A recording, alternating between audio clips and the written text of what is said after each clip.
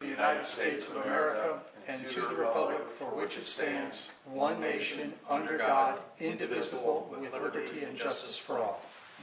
I have no invocation, and there being no other commissioners present, we can skip invocation, which brings us to roll call.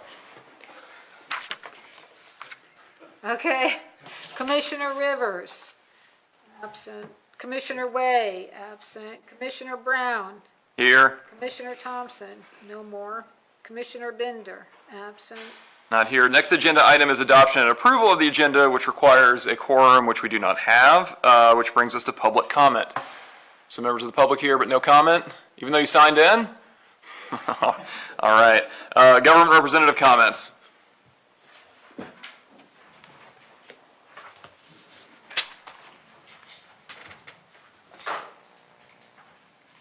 Good afternoon, Commissioner Brown. Corey Sacker with the City of St. Augustine. Mayor Braddock, St. John's County Sheriff's Office. Today, well, since we don't have a quorum, I do want to go ahead and mention for the record that this month the city has received 3 derelict vessel removal notices that we're going to go ahead and move forward on. With that, we're probably next month we're going to come and ask for $7,008.61 for the removal of those 3 vessels. Additionally, with one of those vessels, it was noticed that inside the Volano boat ramp, there were some derelict docks. Mm-hmm. And since usually there is no associated law enforcement official remove letter, they were posing a problem to navigation that St. Johns County and others went ahead and brought them into the basin at the boat ramp. Since the city was there already, we went ahead and removed those derelict docks, crushed them, and then took them to the county landfill. Mm-hmm. We're gonna ask the commission next month also for an additional $3,293.43 for tipping fees to remove that. The labor and stuff the city took care of there, but as I talked to the St. John's Sheriff's Office to maybe add more additional info on how those docks got to the basin. So with the docks, when they're located in the waterways and we have nowhere to secure them and we don't know where they came from, so if we know the dock in which they came from, we can always return them to said dock. Mm-hmm. Or get with the owner to then have them removed through some form of a salvage. Mm-hmm. If we don't know where the docks came from and we have no recourse for that, there's the only place that we've found that is reasonably safe is inside the basin on those 2 pilings. Right. Over on the west side there. So that's where they've essentially gone for storage, but there's not a good process in place to file, like he was saying, to have them removed. So when the derelict vessel that was in the basin was removed and was tied to those docks, they ended up getting removed at the same time. Mm-hmm. But they were ultimately removed for public safety and moved over there, and maybe something to look at in the future as a way to take care of these issues in the future, but that's what happened with this case. So what would a good process look like then? Would that require us to pass, some kind of regulation to ensure that there was a legal requirement that they be pulled out? Is that just going to require, the county and the city to get together and execute an MOU or something like that? And what's missing here that needs to be? From the city's aspect is we're more than happy to remove these vessels, with the appreciate the funding from both the Port Waterway and Beach District and the Florida Inland Navigation District to provide offsetting funding. Usually the go action for us is receiving that official notice of derelict vessel you are authorized to remove, and then we go forward with that. These are kind of always, I don't want to say a hit or miss, because it all, a storm happens and then a boat breaks free, just like they said. And then this one just happened to be a moment of opportunity to go ahead and take what was there. Mm-hmm. And take them out. So the city always jumping on board with that. That's what we did. We went ahead and removed those in this case. So. Yeah, maybe we look at maybe a form that maybe law enforcement or somebody could file with the city or whoever to, if we have something of that nature where there is no recourse. So the paperwork we have for the derelict vessels, mm-hmm. that form is sent to have removal is the process has been completed. It can now be removed legally, and then we use that after the fact. Once it is removed, the payment of that is then given to the owner of the vessel.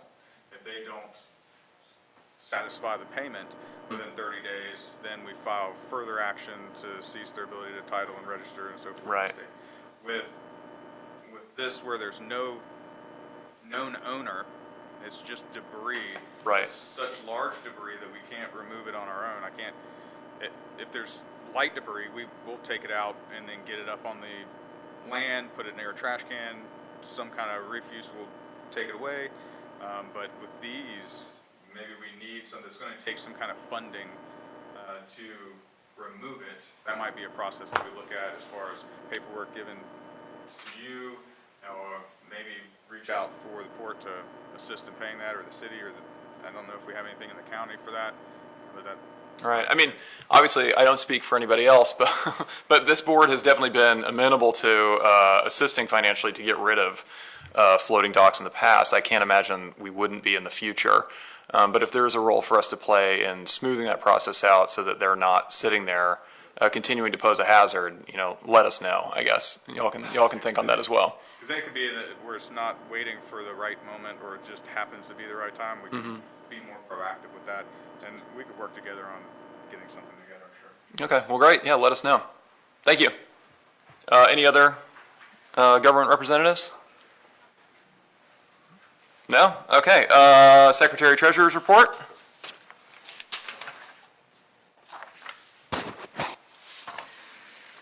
Okay, of the city law enforcement overtime, of the 8,000 that was committed, 6,000 has been spent to date, and that with leaving 2 months, August and, actually September left. The Sheriff's Department overtime, of the 25,000 that we budgeted, 14,005 was spent. In the that was the sheriff's overtime, right? In the derelict boats, so far we've only spent 2,844 of the 25,000 that was budgeted. Nothing in channel marker repairs, we haven't really spent. So in Florida State Board of Administration Fund Day, we have 25,673. In the operating account, we have 793,321.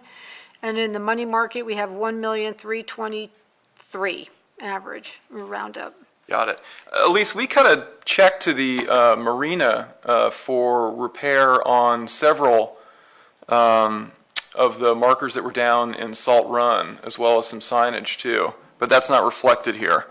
Has that check not cleared yet, or was that accidentally filed in unspecified marine projects? It might have been filed under unspecified marine projects. Okay. Although that's unspecified marine projects is what you see below. Right.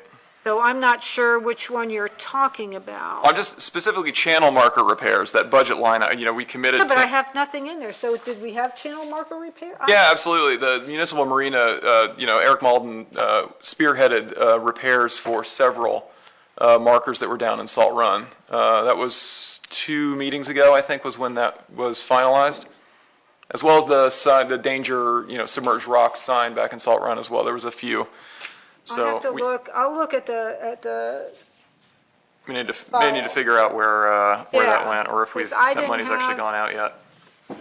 Well, good. Might be under operating expenses too. Okay. Just as a quick update, the May 21 minutes reflect that Eric Malden appeared, gave an update as to the channel marker and signage issues addressed at the April 16 meeting, and indicated that rather than the $19,200 that had been approved at the April meeting, the project had been completed for $18,055. There it is. So we're over budget. Good. Well, that's that. Can't approve the minutes. We don't have a quorum, and I wasn't even here for that meeting. So next is engineering report. It doesn't matter if it cleared. I would Just have one it. quick update on the federal U.S. Army Corps shore protection project out here on St. Augustine Beach. The anticipated end of pumping is coming up. It should be right around September 1st, and its demobilization will occur immediately after that for probably 1 to 2 weeks or so. Project's basically wrapping up by the time we get together again. Should be completely done. Okay. Good, thank you. And then we have a bunch of old business and a bunch of new business, none of which can be addressed without a quorum. For those present and for the record, all of these items are being pushed to the September meeting agenda, the September regular meeting agenda, because we will also have our first public trim hearing in September. Is that right? Yep. Yes. September 17th, same day. So that brings us back to public comment. Anyone? No? Comments by commissioners? I'm the only one here. It's great to see everybody. Our next meeting date, our regular meeting will be Tuesday, September 17th at 3 p.m., tentatively at 3 p.m. I was discussing with Elise before this. That's a pretty packed agenda already, and if we end up getting many more agenda items, we may move the meeting up to 2:30 or even 2, depending on how much we have to get through. And then immediately preceding that meeting on the same day, Tuesday, September 17th at 5:05 p.m. will be our first public trim hearing. There being no other business, this meeting is adjourned.